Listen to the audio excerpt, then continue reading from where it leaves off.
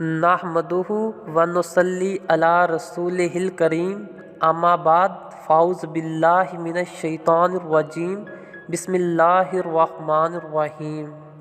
لقد کان لکم فی رسول اللہ اسوۃ حسنہ، یقیناً رسول اکرم صلی اللہ علیہ وآلہ وسلم کی زندگی تمہارے لیے بہترین نمونہ ہے۔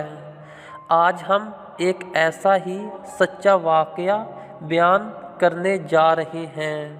جیسا کہ قبلہ اول صدیوں سے اللہ اکبر کی صداؤں سے محروم تھا، مسلمان حکمرانوں کی ہوس و زر، خود غرضی، عیش و عشرت اور رنگین مزاجی کی وجہ سے جہاد کا جذبہ مسلمانوں کے دلوں سے ختم ہو چکا تھا۔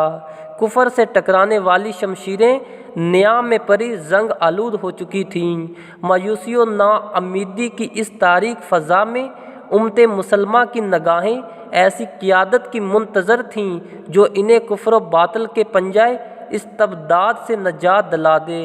مشیت ایزدی نے اس عظیم فریضہ کی انجام دہی اور بیت المقدس کی فتح کا تاج فاروق اعظم کے بعد جس خوش نصیب کے سر پر سجایا وہ صلاح الدین ایوبی تھا، جس کی مجاہدانہ قائدانہ زندگی کا آغاز والی مصر کی حیثیت سے پہلے ہی ہو چکا تھا، جسے ہی مصری حکومت کی باگدور سنبھالی۔